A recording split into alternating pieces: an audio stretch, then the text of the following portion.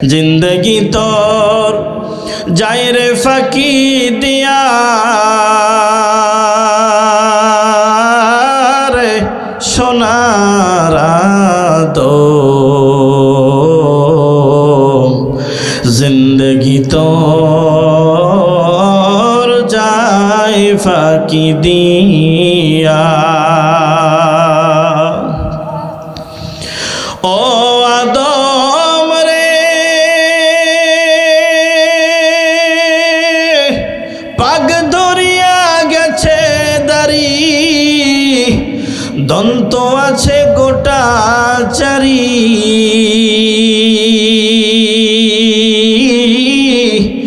আজরাইল সমন জারি গিয়াছে করিয়া কথা বলেন ঠিক কিনা ও আদম রে পাগ ধরিয়া গেছে দাড়ি দন্ত আছে গোটা চারি আজরাইল সমন জারি গিয়াছে করিয়া রে সোনারা দো जिंदगी तोर जाए फाकी दिया जिंदगी तोर जाए रे फाकी दिया रे सोनार जुबक भाई जिंदगी तोर जाए फाकी दिया ओ जुबक रे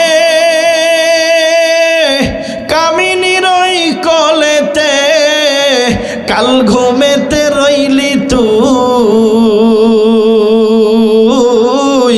সারা নিশি কাটাইলি তুই ঘুমাইয়া ঘুমাইয়া ও যুবক রে কামিনী রই কোলেতে কাল ঘুমেতে রইলি তুই সারা নিশি কাটাইলি তুই ঘুমাইয়া ঘুমাইয়া রে সোনারা দো जिंदगी तोर जाए फाकी दिया जोरे बोला जाबे नाकि मारहाबा আর জোরে চিল্লায় বলেন মারহাবা আমার আপনার জিন্দেগি হায়াতের পুঞ্জি শেষ হয়ে যায় মালিক আমাদেরকে হায়াত কেন দান করলো মালিক আমাদের দুনিয়ায় কেন পাঠাইলো আমরা কিন্তু সব ভুলে গেছি কতক্ষণ ঠিক কিনা যদি আমার আপনার মনে থাকতো জুমার নামাজে যতগুলা মুসল্লি হয় ফজরের নামাজেও ততগুলা মুসল্লি মসজিদে হয়তো কতক্ষণ ঠিক কিনা জোরে বলেন ঠিক কিনা আল্লাহ পাক রব্বুল আলামিন আমার আপনার হায়াত বানাইয়া কেন পাঠাইলো আল্লাহ পাক রব্বুল আলামিন সূরা মুলকের মধ্যে বলেন আল্লাযী খালাকাল মাউতা ওয়াল হায়াতা লিয়াবলুয়াকুম আইয়ুকুম আহসানু আমালা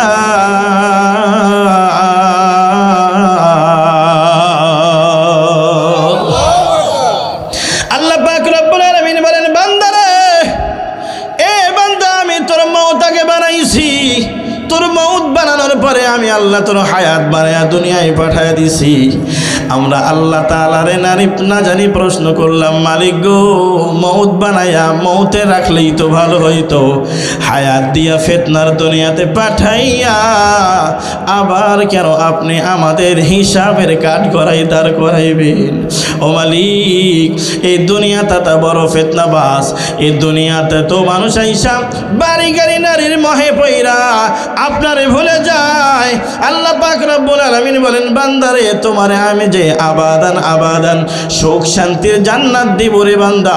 ওই জান্নাতটা তোমার কামাই করার জন্য আমি আল্লাহ পাক রব্বুল আলামিন তোমার হায়াত বানাইছি। হায়াত বানাইয়া দুনিয়ায় পাঠাইছি কেন? ভালো করে শুনে নাও। লিয়াবলুয়াকুম আইয়ুকুম আহসানু আমালা। এ বান্দা, আমি দেখতে চাই তোমাদের মধ্যে কে কত সুন্দর আমল করে আসতে পারো। আল্লাহু আকবার বলেন। আল্লাহ আপনার আমার সুন্দর আমল দেখতে চায়, কিন্তু আমি আপনি চেহারা সুন্দর নিয়ে ব্যস্ত। কতক্ষণ ঠিক কিনা? চেহারাটা কেমনে সুন্দর হবে, আমি কেমনে সুন্দর হব, আমার বাড়িটা কেমনে সুন্দর হবে, আমার গাড়িটা কেমনে সুন্দর হবে, কতক্ষণ ঠিক কিনা? আমি কেমনে ক্ষমতার চেয়ার পাবো, এই চেয়ারটা কেমনে সুন্দর হবে, এইটা নিয়ে আমি আপনি ব্যস্ত। কথা বলেন ঠিক কিনা? বাস্তবমুখী কিছু কথা আপনার সামনে আমি তুলে ধরব, দিলের কান লাগায়া শুনতে হবে। আমার আপনার চাল চলন দেখে, আমার আপনার ইবাদত থেকে বিমুখ দেখা মালিক আপনারে আমারে ডাক দিয়ে বলে, বান্দারে আফা হাসিবতুম আন্নামা খালাকনাকুম আবাসা ওয়া আন্নাকুম ইলাইনা লা তুরজাউন।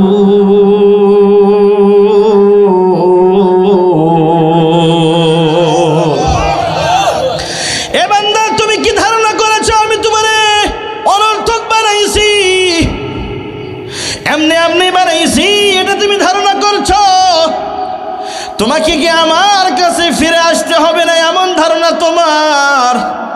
প্রত্যেকটা জানাজায় গিয়ে আমরা শুনি কুল্লু নাফসিন যায়িকাতুল মাউত। কতক্ষণ ঠিক কিনা? যার জীবন আল্লাহ দান করেছে তার নামখানা আল্লাহ মরণের খাতায় লিখে দিয়েছে। কথা বলেন ঠিক কিনা? সবাই শুধু শুনি যে যার জীবন আছে সে মরবে, আমার জীবন আছে আমি একদিন মরব। আল্লাহ পাক রব্বুল আলামিন বলেন, এরপরে আল্লাহ পাক রব্বুল আলামিন যেটা বলে এটা কিন্তু তেমন আমরা শুনি না, আমলেও আনি না। আল্লাহ পাক বলেন, কুল্লু নাফসিন যায়িকাতুল মাউত সুম্মা ইলাইনা তুরজাউন।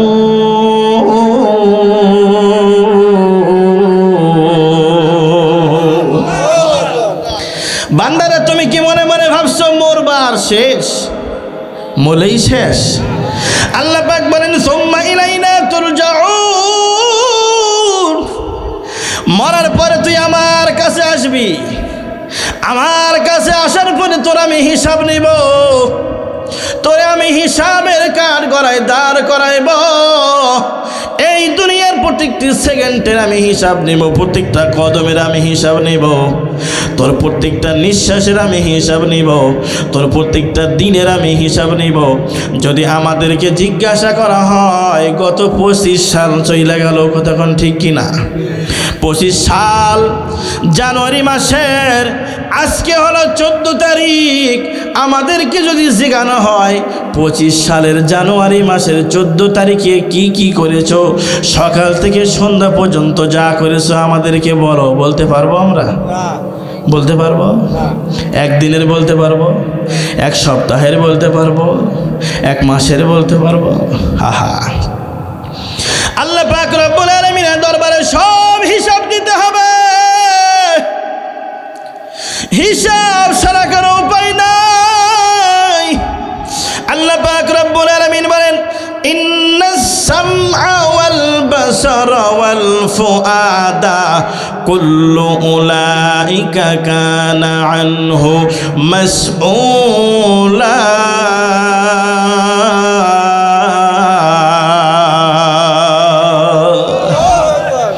আল্লাহ পাক রব্বুল আলামিন বলেন, এ বান্দা, হাসরের ময়দানে তোমার হিসাব হবে। তোমার চোখকে জিজ্ঞাসা করা হবে তুমি কি কি গুনাহ করেছো, কানকে জিজ্ঞাসা করা হবে তুমি কি কি গুনাহ করেছো, তোমার অন্তরকরণকে জিজ্ঞাসা করা হবে মনে মনে কার কোন ক্ষতি করার পরিকল্পনা করেছো, কার নামে মিথ্যা মামলা সাজাইছো। কথা কোন ঠিক কিনা? কার নামে মিথ্যা সাক্ষী দেবা পরিকল্পনা করেছো, কার বিচারে গিয়া কোন ঘুষ খাইয়া বিচারটা উল্টায় দিবা এই পরিকল্পনা করেছো। আল্লাহ পাক রব্বুল আলামিনের দরবারে সব হিসাব হিসাবের জন্য রেডি থাকতে হবে। কথা কোন ঠিক কিনা? হাসরের ময়দানে আল্লাহ পাক রব্বুল আলামিন বান্দার সামনে যখন আমলনামা হাজির করবেন, আমলনামা হাজির করার পর যখন আমলনামা খুলে দেওয়া হবে, আমার আপনার মতো নগণ্য জঘন্য গুনাহগার বান্দাগুলা, ধোঁকাবাজ, বাটপার, কথা কোন ঠিক কিনা, নিমক হারাম, আমরা কিন্তু বড় নিমক হারাম, কথা কোন ঠিক কিনা। আহা, যখন আমলনামা খোলা হবে বান্দা ডাক দিয়ে বলবে, মালিক তোমার ফেরেশতারা সব ভুল লিখছে। নাউজুবিল্লাহ, কি লিখছে? ভুল লিখছে। আহা, সব ভুল, নেকি যেগুলো লিখছে ওগুলো ঠিক, আর গুনাহ সব ভুল। নাউজুবিল্লাহ। আল্লাহ পাক রব্বুল আলামিন বলবেন, বান্দা আমার ফেরেশতা সব ভুল লিখেছে, আমার ফেরেশতা সাক্ষী, তুমি অস্বীকার করলেই আমার কাছে কিন্তু আরো সাক্ষী আছে। সুবহানাল্লাহ। আল্লাহর বান্দা বলবে, নিয়ে আসেন। এত বড় সাহস! আমার মনে হয় এই বাটপার বাঙালি হবে। কি হবে বলেন? এই বাঙালি হবে। সারা বাংলাদেশে বাটপারির বিশ্ব চ্যাম্পিয়ন এই বাঙালি। কতক্ষণ ঠিক কিনা? যেই দেশেই যান যদি শোনে বাঙালি কয়, সহকান সহকান, দূর হ। কতক্ষণ ঠিক কিনা? যেই দেশে প্রবাসীরা বলে, কয় ভাই বাঙালির নাম শুনলে কোনো সম্মান নাই। বলেন দেখি কেন? এরা বাটপারিতে বিশ্ব চ্যাম্পিয়ন, এজন্য। কথা বলেন ঠিক কিনা? আমার মনে হয় এই বান্দাটা বাঙালি হবে। বাঙালি স্যার এত বড় সাহস, আর এই প্রশ্নের ওপর প্রশ্ন করার কারো শক্তি আছে নাকি? এটা সাদা সিধে না, আরো পেঁচানো পেঁচানো। জিলাপির আর কয় পেঁচে, বাঙালির তার সাথে বেশি পেঁচ। কতক্ষণ ঠিক কিনা? কিন্তু আল্লাহর কাছে কোনো পেঁচের দাম আছে? ওয়া মাকারু ওয়া মাকারাল্লাহ ওয়াল্লাহু খায়রুল মাকিরিন।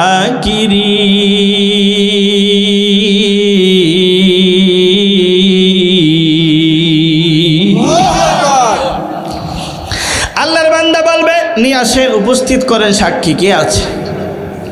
আল্লাহ পাক রব্বুল আলামিন যেই জায়গায় ওই বান্দা গুনাহ করেছে, যেই ঘরের মধ্যে, যেই গাছের নিচে, যেই জমিনের মধ্যে, ওই গাছ ওই জমিনকে আল্লাহ পাক রব্বুল আলামিন সাক্ষী হিসেবে দাঁড় করায়া দিবে। বান্দা ডাক দিয়ে বলবে, মাওলা গো, এরাও মিথ্যা বলে। নাউজুবিল্লাহ। এরাও কি বলে?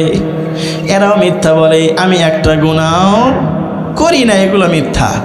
আল্লাহ পাক রব্বুল আলামিন এবার ডাক দিয়ে বলবে, বান্দারে আমার কাছে এমন একটা সাক্ষী আছে রে, যেই সাক্ষী তুই কোনোদিন অস্বীকার করতে পারবি না। সুবহানাল্লাহ। জোরে কওয়া যাবে না সুবহানাল্লাহ? আরো যে চিল্লা বলেন সুবহানাল্লাহ। মালিকের কাছে বাঁচার কোনো উপায় আছে? আমার তো জানা নাই, আপনাদের আছে নাকি? ফাঁকি দেওয়ার কোনো উপায় আছে? দুনিয়াতে আছে, আখিরাতেও কি থাকবে? ফাঁকি দেওয়ার কোনো উপায় আছে? আল্লাহ পাক রব্বুল আলামিন এবার বান্দাকে ডাক দিয়ে বলবে, বান্দা আমার কাছে এমন সাক্ষী আছে রে, যেই সাক্ষী বান্দা তুই অস্বীকার করতে পারবি না। সুবহানাল্লাহ। আল্লাহ পাক রব্বুল আলামিন এইবার কি করবে? মালিক সূরা ইয়াসিনের মধ্যে জানায় দেয়, আল ইয়াওমা নাখতিমু আলা আফওয়াহিহিম ওয়া তুকাল্লিমুনা আইদিহিম ওয়া তাশহাদু আরজুলুহুম বিমা কানু ইয়াকসিবুন।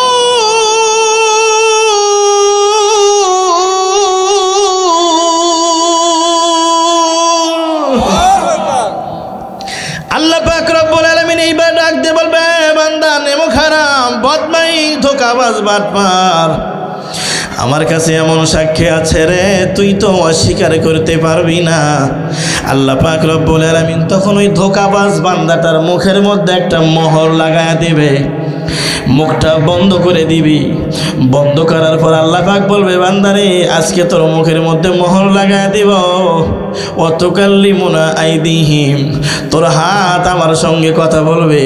ওয়া তাশহাদু আরজুলুহুম, তোর পা সাক্ষী দিবে। বিমা কানু ইয়াকসিবুন,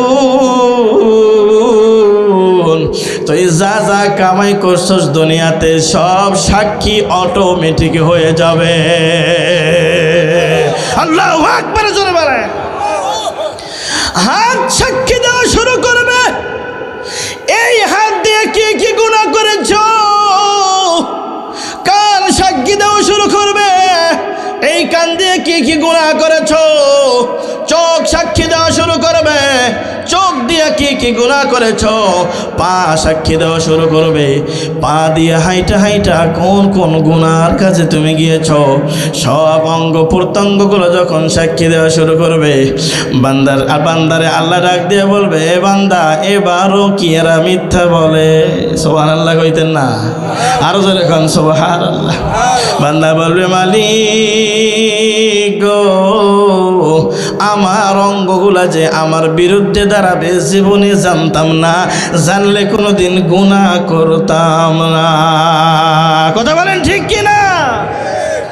আল্লাহ পাক রব্বুল আলামিনের সামনে বান্দা হতাশ। আরে এমন সাক্ষী মাওলা উপস্থিত করেছে, ওই বিচারের মাঠে আপনারে আমারে সকলকে উপস্থিত হতে হবে। ও কমলনগর পাড়া মুসলমানের, ও পাড়া মুসলমান, আল্লাহ পাক রব্বুল আলামিনের সামনে আপনারে আমারে সাক্ষী দেওয়ার জন্য আল্লাহ পাক রব্বুল আলামিন যে জিনিসগুলো ধার্য করবে, আল্লাহ পাক যেগুলো দাঁড় করাইবে, তার সামনে কি আমার আপনার জবাব রেডি আছে? রেডি না কইরা কিন্তু কবরে যাওয়া যাবে, রেডি না করে কিন্তু কবরে যাওয়া যাবে। আর যাওয়া যাবে? আমার আপনার মরণ কবে হবে জানেন কেউ? আছে কেউ এখানে? জানি আমি কখন মরণ হবে জানেন? মরণের আগে ভালো হয়ে যাব, অনেক মানুষ আছে বলে কি না, বলে না আগামী ফজর থেকে ভালো হয়ে যাব। কি থেকে? ফজর থেকে ভালো হয়ে যাব। অনেকে বলে আগামী জুমা থেকে ভালো হয়ে যাব। ওর মনে হয় জানা আছে আগামী জুমার পর দিন পর্যন্ত বাঁচবে। নাউজুবিল্লাহ। অনেকে মনে মনে ভাবে সন্তানগুলোর বিবাহ শাদী দেওয়ার পর উমরা করব, এরপরে একবারে হুজুর। কথা কোন ঠিক কি না? জুব্বা টুপি লাগাইয়া মসজিদে ঢুকবো আর জীবনে বের হব না। কথা কোন ঠিক কি না? আমার মরণের কত দিন বাকি আমি জানিলাম না গো আল্লাহ, মরণের কত দিন বাকি, আমার মরণের কত দিন বাকি আমি জানিলাম না গো আল্লাহ, মরণের কত দিন বাকি। কথা বলেন ঠিক কিনা? আর আজরাইল আসিয়া যখন হস্তে দিবা দড়ি, আজরাইল আসিয়া যখন হস্তে দিবা দড়ি, তখন আমার মন আমার করবা লুকালুকি আমি জানিলাম না গো আল্লাহ, মরণের কত দিন বাকি, আমার মরণের কত দিন বাকি আমি জানিলাম না গো, আমার মরণের কত দিন বাকি। আর হায়াত হইল হাতে, হাইরে মৌত হইল পায়ে, হায়াত হইল হাতে, হাইরে মৌত হইল পায়ে, যে জায়গায় যার মরণ লেখা সে জায়গায় সে মরে আমি জানিলাম না গো আল্লাহ, মরণের কত দিন বাকি। মারহাবা বলা যাবে না? জোরে কন্যা মারহাবা, আরো জোরে বলেন মারহাবা। নবীজি সাল্লাল্লাহু আলাইহি ওয়াসাল্লাম কিভাবে সাহাবায়ে কেরামকে গড়াইলেন, কিভাবে সাহাবায়ে কেরামকে আমার আপনার সামনে নমুনা স্বরূপ রেখে গেলেন। সাহাবায়ে কেরামের আদর্শ, নবীজির আদর্শ আমার আপনার সামনে নমুনা। কথা বলেন ঠিক কিনা? নবীজি আমাদেরকে আদর্শ শিখাইছেন, আদর্শটা কেমনে পালন করব সাহাবায়ে কেরাম করিয়া দেখাইছেন। বলেন সুবহানাল্লাহ। একদিন হযরত আবু বকর সিদ্দিক রাদিয়াল্লাহু তাআলা আনহু দুপুরের সময়, নামাজের সময় না, জোহর নামাজের আগে, নামাজের সময় না, এমন এক সময়ে আবু বকর সিদ্দিক রাদিয়াল্লাহু তাআলা আনহু ঘর থেকে বাহির হইল। ঘর থেকে বাহির হইয়া মসজিদের দিকে রওনা করেছে। আবু বকর সিদ্দিক রাদিয়াল্লাহু তাআলা আনহু মসজিদে উপস্থিত হয়ে গেছে। আবু বকর সিদ্দিক রাদিয়াল্লাহু তাআলা আনহু উপস্থিত হবার পর কিছুক্ষণ পর তাকায় দেখে রাস্তার মধ্যে হযরত ওমর ফারুক রাদিয়াল্লাহু তাআলা আনহু মসজিদের দিকে আসতেছে। বলেন সুবহানাল্লাহ। ওমর রাদিয়াল্লাহু তাআলা আনহু মসজিদে আয়েশা দেখে আবু বকর বইসা আছে। ডাক দিয়া বলে, ভাই আবু বকর, এই সময় আপনি মসজিদে কেন? এখন তো নামাজের সময় না, অসময়ে আপনি কেন মসজিদে উপস্থিত হয়েছেন? আবু বকর সিদ্দিক রাদিয়াল্লাহু তাআলা আনহু ডাক দিয়া বলে, ভাই ওমর রে, ক্ষুধার যন্ত্রণা সহ্য করতে পারি না, ক্ষুধার জ্বালাই ঘরে থাকতে পারি না। দেখবেন মানুষ অভাবী হইলে ক্ষুধার তাড়নায় ঘরে থাকতে পারে না, ঘর থেকে বের হয়ে দিক বিদিক ঘুরে বেড়ায়। কথা বলেন ঠিক কিনা? আবু বকর বলে, ভাই ওমর, ক্ষুধার জ্বালা সহ্য করতে পারি না রে ভাই, যার কারণে ঘর থেকে বের হয়ে আসছি। সন্তানগুলি খানা চাই, বাবা আমাদের খানা দেন, আমি তো নিজেই খাইতে পারি না, কোন থেকে আমার সন্তানদের খাওয়াবো, আমার বিবিরে খাওয়াবো? ক্ষুধার তাড়নায়, অভাবের তাড়নায় আমি ঘর থেকে বের হয়ে আসছি মসজিদে। ওমর ফারুক রাদিয়াল্লাহু তাআলা আনহু এই কথা শোনার সাথে সাথে দুই চোখ দিয়ে দর দর করে পানি পড়া শুরু হয়ে গেছে। আবু বকর বলে, ভাই ওমর, আপনি কান্দেন কেন? ওমর ফারুক রাদিয়াল্লাহু তাআলা আনহু ডাক দিয়ে বলে, ভাই আবু বকর, আমিও তো একই কারণে ঘর থেকে বের হয়ে আসছি। কয়েকদিন যাবৎ আমার ঘরেও কোনো খাবারের ব্যবস্থা।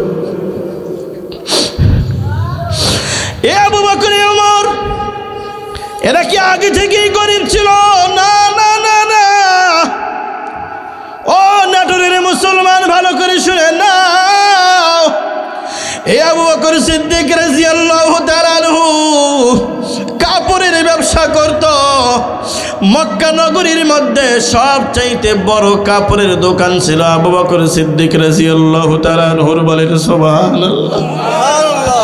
ওমর ফারুক রাদিয়াল্লাহু তাআলা আনহু অনেক ধনী ঘরের সন্তান। এই দুইজন ক্ষুধার তাড়নায় ঘর থেকে বের হয়ে আসছে।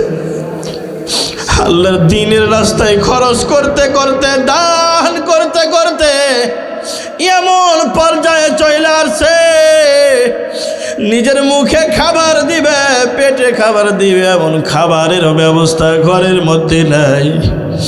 আবু বকর সিদ্দিক রাদিয়াল্লাহু তাআলা আনহুর দানের একটা উদাহরণ দিয়ে আমি সামনে আগায় যাব। নবীজি যুদ্ধে যাবেন, সাহাবায়ে কেরামকে বলতেছেন, ও আমার সাহাবীরা রে, ও আমার সাহাবীরা, আমি যুদ্ধে যাব, তোমরা একটু দান করো, তোমরা একটু চাঁদা দাও, যুদ্ধের ময়দানে অনেক খরচার প্রয়োজন আছে, আমার কাছে জমা দাও। ওমর রাদিয়াল্লাহু তাআলা আনহু অনেকগুলো আনছে, ওসমান রাদিয়াল্লাহু তাআলা আনহু অনেকগুলো হাজির করেছে। আবু বকর রাদিয়াল্লাহু তাআলা আনহু ছোট্ট একটা পুটলা নিয়ে নবীজির সামনে রাখছে। নবীজি বলে, আবু বকর, পুটলার মধ্যে কি আনছো? নবীজি যখন পোটলাটা খুইলা দেখে, ঘরের ব্যবহারের জিনিসপত্র আবু বকর নিয়ে আসছে। নবীজি ডাক দিয়ে বলে, আবু বকর, ঘরের মধ্যে তো কিছুই রাখো নাই, ব্যবহারের জিনিসপত্র সব নিয়ে আসছো। ও নবীজি, আমার কাছে দেওয়ার মধ্যে কিছুই নাই, সব দিতে দিতে আমার শেষ হয়ে গেছে। আপনি চাইছেন, আমার মনটা আমার বড় চাইল, এজন্য ঘরের ব্যবহারিক জিনিসগুলো আমি নিয়ে আসছি। নবীজি ডাক দিয়ে বলে, আবু বকর, তোমার পরিবার পরিজনের জন্য ঘরের মধ্যে কি রেখে আসছো? আবু বকর রাদিয়াল্লাহু তাআলা ডাক দিয়ে বলে, নবীজি, আমার ঘরের মধ্যে আমি আমার আল্লাহ আর আল্লাহর রাসূল রে রাইখা আসছি। আল্লাহু